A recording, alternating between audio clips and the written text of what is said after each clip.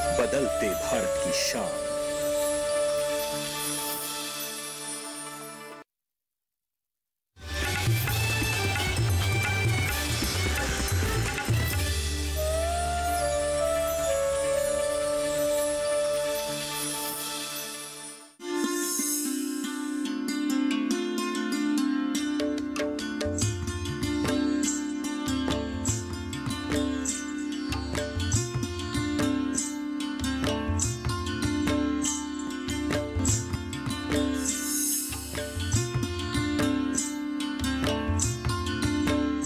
नमस्कार, आप देख रहे हैं दूरदर्शन किसान कार्यक्रम गांव किसान में आप सभी का स्वागत है। मैं हूं ज्योत्सना टंडन। गांव किसान एक ऐसा कार्यक्रम है जिसमें हम आपको खेती किसानी और पशुपालन से संबंधित जानकारी देते हैं। साथ ही आपकी मुलाकात करवाते हैं एक ऐसे कामयाब किसान से जो कि आज दूसरे किसानों के लिए मिसाल बन चुके हैं। तो आइए अपने आज के गाँव किसान कार्यक्रम की शुरुआत करते हैं।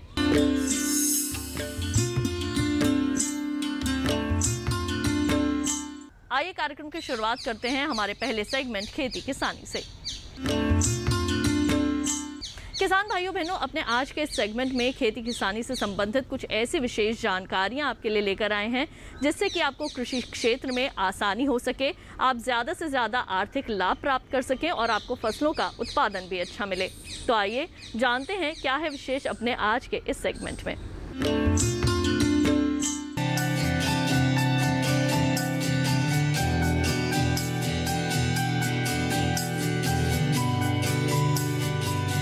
केला हमारे देश में सदाबहार फल है।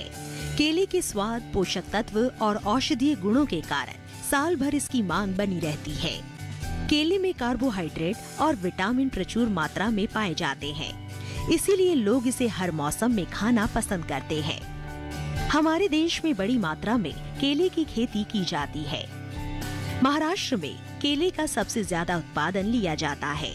इसके बाद कर्नाटक, आंध्र प्रदेश, गुजरात और असम में भी बहुतायत में केले की खेती की जाती है। केले की खेती करने के लिए उष्ण और आर्द्र जलवायु अच्छी मानी जाती है।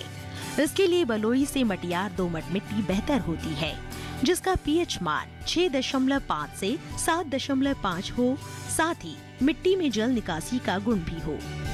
उच्च नाइट्रोजन युक्त, पर्याप्त फास्फोरस और पोटाश युक्त मिट्टी में केले का भरपूर उत्पादन लिया जा सकता है।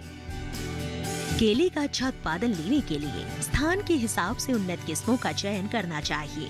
जैसे केले की उन्नत किस्में पूवन, नेंद्रन, रसथली, कर्पूरावली।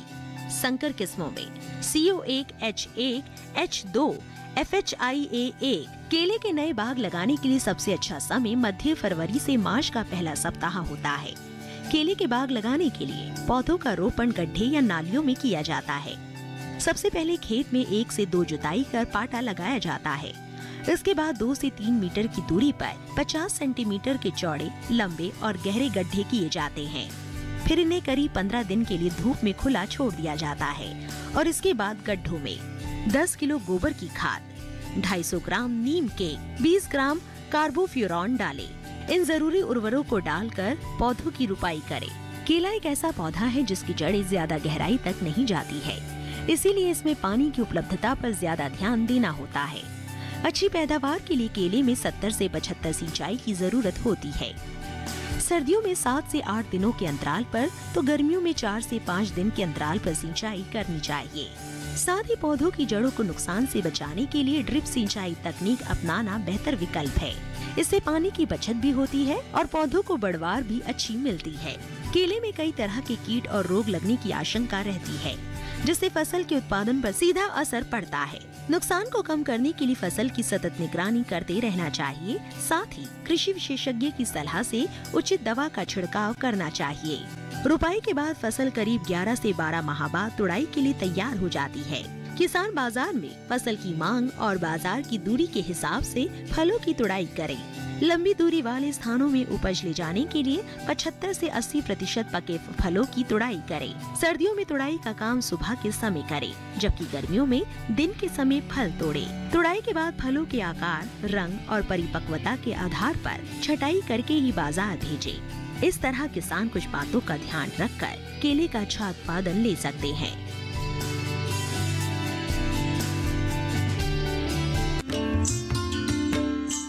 इसी के साथ कार्यक्रम गांव किसान में वक्त हो चला है एक छोटे से ब्रेक का। जल्द लौटेंगे वापस अपने अगले सेगमेंट के साथ। आप देखते रहिए दूरदर्शन किसान।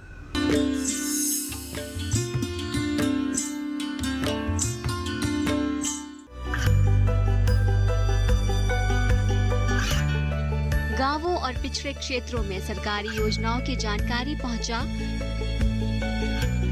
देश में कौशल और क्षमता विकास कर ग्रामीणों को सामाजिक बदलाव और विकास से जोड़ने की दूरदर्शन किसान की पहल चौपाल चर्चा देखें सोमवार से शुक्रवार सुबह 9 बजे।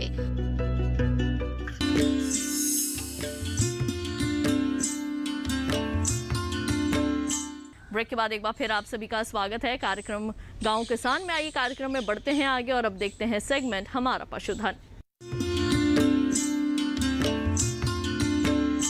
किसान भाइयों बहनों, पशु ही हमारा असली धन है और उनकी देखभाल करना हमारा कर्तव्य है। तो आज के हमारा पशुधन सेगमेंट में क्या है खास आपके लिए, देखते हैं इस रिपोर्ट में।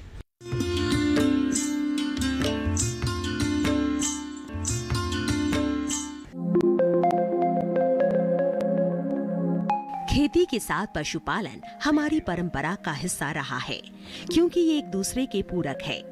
कृषि से मिलने वाले फसल अवशेषों का इस्तेमाल पशु आहार के रूप में किया जा सकता है। वहीं पशुओं से मिलने वाले अवशिष्ट का प्रयोग जैविक खाद के रूप में। यही वजह है कि किसान खेती के साथ साथ गाय, भैंस, बकरी या फिर मुर्गी पालन करके दोहरा लाभ कमा रहे हैं। खेती के साथ कड़कनाथ पालन कैसे किया जाए, आइए जानते हैं। काले पंखों से ढका, खूबसूरत काली आंखें और काले पंजों वाला ये मुर्गा कड़कनाथ शोध में पाया गया है कि इसके सेवन से इंसान का शरीर मजबूत होता है, इसीलिए इसका नाम कड़कनाथ रखा गया है। इसके गुणों के कारण ही इसकी मांग साल भर बाजार में बनी रहती है। क्या है कड़कनाथ की खूबियाँ, आइए जानते हैं। कड़कनाथ में वसा की मात्रा सिर्फ 2.9% होती है। इसके 100 ग्राम मीट पे कोलेस्ट्रॉल महज 59 मिलीग्राम होता है। प्रोटीन की मात्रा 20 से 24% होती है।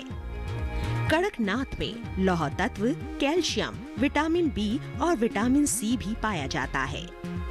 इसकी प्रतिरोधक क्षमता सामान्य मुर्गे की तुलना में कहीं ज्यादा होती है।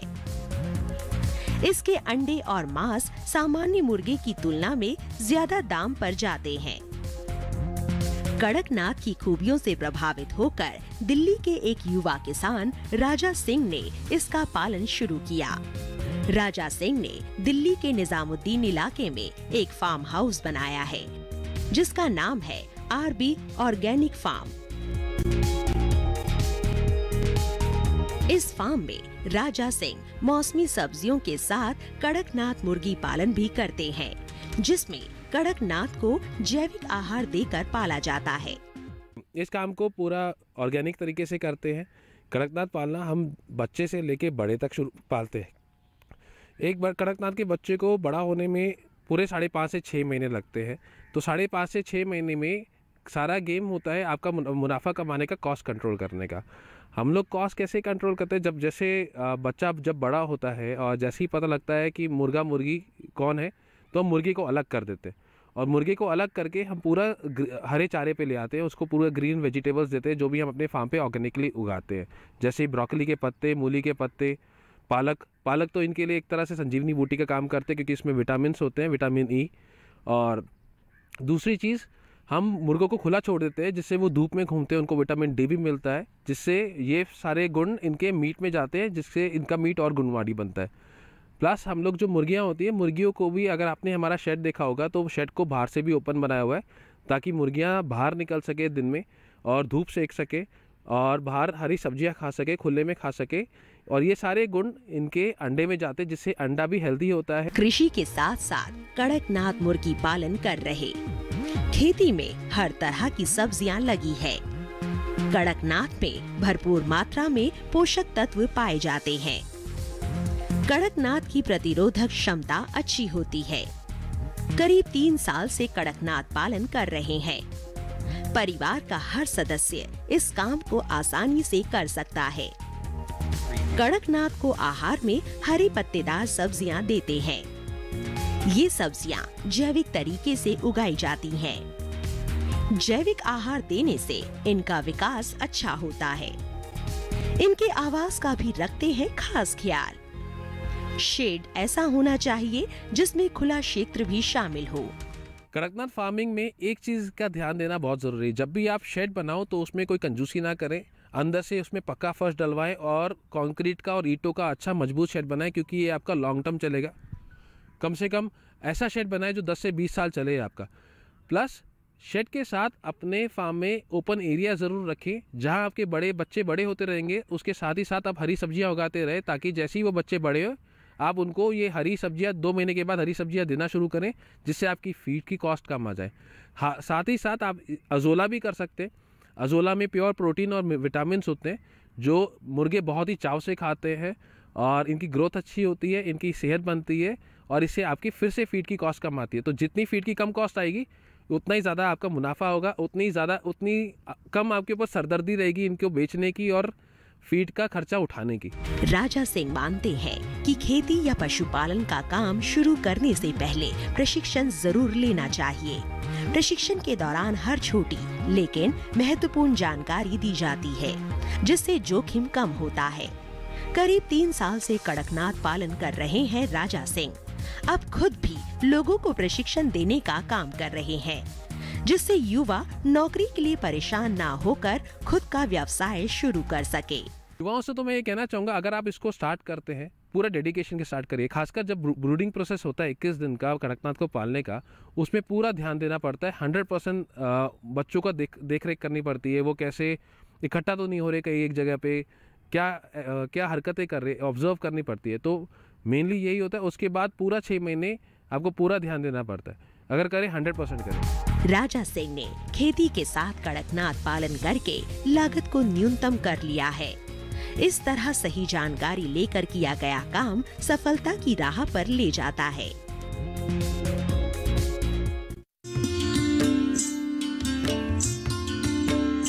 तो किसान भाइयों बहनों, आइए कार्यक्रम गांव किसान में बढ़ते हैं आगे और एक नजर डाल लेते हैं इस माह के पशुपालक कैलेंडर पर। मई माह का पशु कैलेंडर 2021। मई माह में ध्यान देने वाली बातें। इस माह में अधिक गर्मी रहती है, साथ ही कुछ स्थानों पर आंधी तूफान के साथ वर्षा भी रहती है। पशुओं को धूप व लू से बचाने का उपाय करें। गर्मी में पशुओं को छायादार स्थान पर रखें व पानी की पर्याप्त उपलब्धता सुनिश्चित करें। पशुओं में लवणों की कमी नहीं होने पाए, इस हेतु लवण मिश्रण निर्धारित मात्रा में दाने या पानी में मिलाकर दें। पशुओं के आहार में मौसम के अनुसार आवश्यक बदलाव करें। दुग्ध उत्पादन क्षमता बनी रहे, इसके लिए उसे संतुलित आहार दें। चमोकन एवं पेट की कृमि से बचाव का उचित प्रबंध करें। खरीफ में हरा चारा लेने के लिए ज्वार एवं मक्का की बुआई करें। भेड़ पालक इस माह में भेड़ की ऊन कतरने का कार्य करें। कार्यक्रम गांव किसान में वक्त हो चला है एक और छोटे से ब्रेक का। जल्द लौटेंगे वापस, कहीं मत जाइए, देखते रहिए दूरदर्शन के साथ।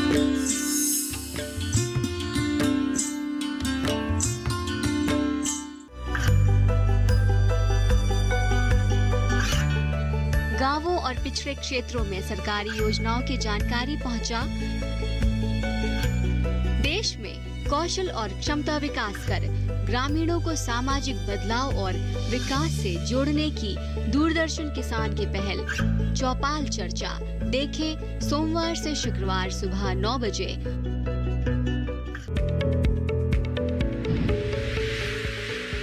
खुशहाल होंगे खेत, पशु रहेंगे स्वस्थ, सरकारी स्कीम का होगा लाभ, जब एक्सपर्ट्स का मिलेगा साथ, आपके सवाल विशेषज्ञों के जवाब, सिर्फ एक फोन कॉल की दूरी पर। देखिए किसानों का अपना प्रोग्राम हेलो किसान, सोमवार से शुक्रवार शाम 6 बजे से सिर्फ दूरदर्शन किसान पर।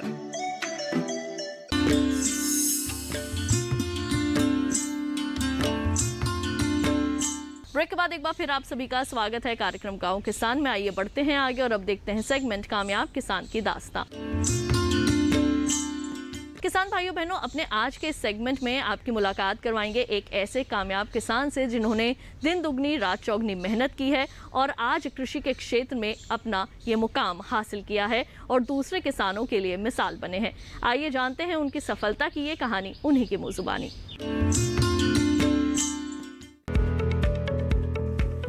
जैविक खेती हमारी परंपरा का हिस्सा रहा है, जिसमें पशुओं के अवशिष्ट से खाद बनाकर फसलों को पोषण दिया जाता रहा है।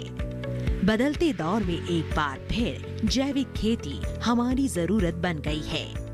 रसायनों के बढ़ते इस्तेमाल ने जहां मिट्टी की सेहत को खराब किया है, वहीं इससे हमें भी कई तरह की बीमारियां मिली है। इन्हीं दुखद परिणामों का नतीजा है कि अब ज्यादातर किसान जैविक खेती को गले लगा रहे हैं। हालांकि जैविक खेती की शुरुआत में सब्र रखना होता है, क्योंकि इससे मिलने वाला फल धीरे धीरे ही सही लेकिन लंबे समय तक मिलता रहता है। खरगोन मध्य प्रदेश के किसान अविनाश सिंह करीब 8 साल से जैविक खेती कर रहे हैं। हालांकि उन्हें खेती करते करीब 25 साल हो गए हैं। पहले उनके खेतों में भी रसायनों का ही इस्तेमाल किया जाता था, लेकिन एक मुलाकात ने उनकी खेती के तरीकों को बदल दिया। वो बताते हैं कि फिल्मी कलाकार जैकी श्रॉफ से हुई मुलाकात में जब जैकी श्रॉफ ने अविनाश सिंह से कहा कि आप देश सेवा में अहम भूमिका निभा रहे हैं और आपको रसायन मुक्त खेती करनी चाहिए। जो प्रेरणा स्रोत है मिस्टर जैकी श्रॉफ, तो मुझे अच्छे लगते थे उस ज़माने में, तो उनसे मिलने की तमन्ना हुई। और एक बार मैं उनसे मिलने के लिए जब मुंबई गया तो उनसे बातचीत हुई, तो उन्होंने पूछा मुझसे कि आप क्या करते हो, और मेरे मुँह से जवाब निकला कि दादा मैं तो खेती बाड़ी करता हूँ, किसान आदमी हूँ। तो ये बात उनको बहुत अच्छी लगी। उन्होंने मेरी पीठ थपथपाई और बोला कि वाह क्या काम कर रहा है, एक तो जो देश की सीमा पे जवान है और एक जो खेतों में किसान है, बस ये दो ही लोग बहुत बेहतर कर रहे हैं अपनी भारत माता के लिए। तो उन्होंने एक दिन सडनली मुझे बातों बातों में कह दिया कि भाई तू जो खेती करता है तो केमिकल वाली खेती बंद कर दे और अपने खेतों में जहर डालना बंद कर दे। उस दिन से मैंने प्रण लिया और निश्चय किया कि मेरे हीरो के लिए, मेरे हीरो का संदेश पूरे देश भर में देने के लिए, मेरे भीड़ू का जो मैसेज है वो पूरे देश की जनता को देने के लिए मैंने केमिकल वाली खेती उस दिन से बंद कर दी। इसके बाद अविनाश सिंह ने निश्चय किया कि अब वो कभी अपने खेतों में रासायनिक खाद का इस्तेमाल नहीं करेंगे और तब से ही अविनाश सिंह ने जैविक खेती का दामन थाम लिया, जो आज तक जारी है। वो बताते हैं कि शुरुआत में घर में उपयोग करने के लिए जैविक रूप से सब्जियां उगाया करते थे, लेकिन पैदावार में हो रहे इजाफे को देखते हुए जैविक खेती का दायरा बढ़ाया गया, जिससे परिवार के साथ साथ बाकी लोगों को भी जैविक आहार मिल सके। आज उनका खेती का ये दायरा 1 एकड़ से बढ़कर 5 एकड़ तक फैला हुआ है, जिसमें तरह तरह की सब्जियां और फसलें लगी हुई हैं। मैं अपने खेतों में सारी तरह की सब्जियां करता हूं। उसमें जो हमारी ट्रेडिशनल होती हैं या देसी जो बोलते हैं, लौकी, गिलकी, करेला, खीरा, कद्दू, टमाटर, बैंगन, मिर्ची, पालक, मेथी, धनिया, लाल मात होता है, बालोर या सेम होती है।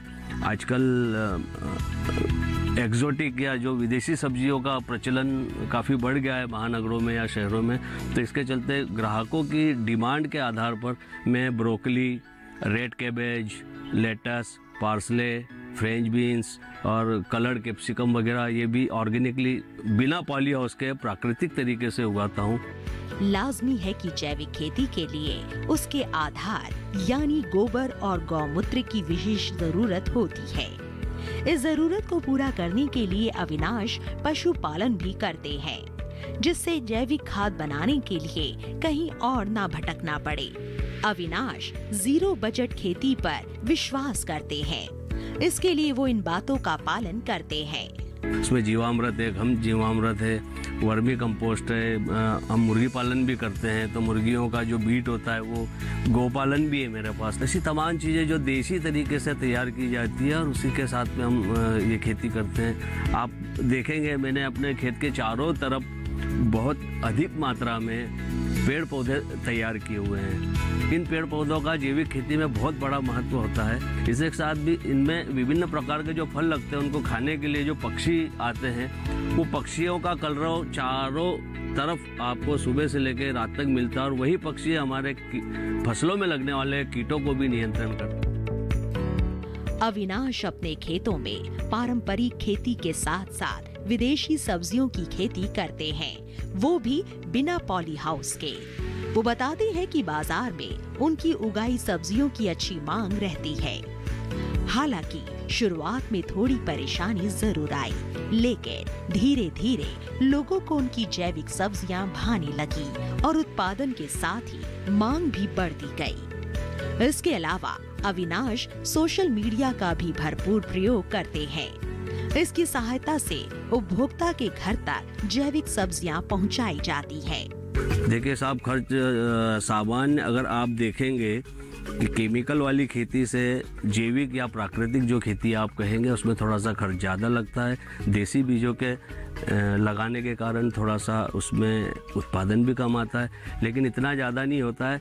संकर बीजों की तुलना में जो देसी वैरायटियों में स्वाद और पौष्टिकता होती है, उसके चलते हमें संकर जो हमारा उत्पाद होता है उससे देसी उत्पाद की कीमत में थोड़ी सी बढ़ोतरी मिलती है। यहाँ तक कि 15 से 25% तक का भी हमें एक्स्ट्रा मुनाफा हो जाता है और ये चीज़ें मंडी में नहीं बिकती साहब। जैविक फसलें जितनी प्रकृति के लिए फायदेमंद है, उतनी ही मानव स्वास्थ्य के लिए भी। इसमें कोई दो राय नहीं है कि जैविक खेती भविष्य की खेती है, जो लंबे समय तक लाभ ही लाभ देगी।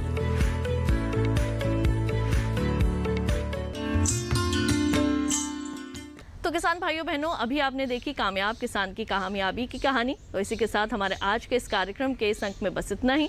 मुझे दीजिए इजाजत, अगली बार फिर आप सभी से होगी मुलाकात। तब तक के लिए नमस्कार।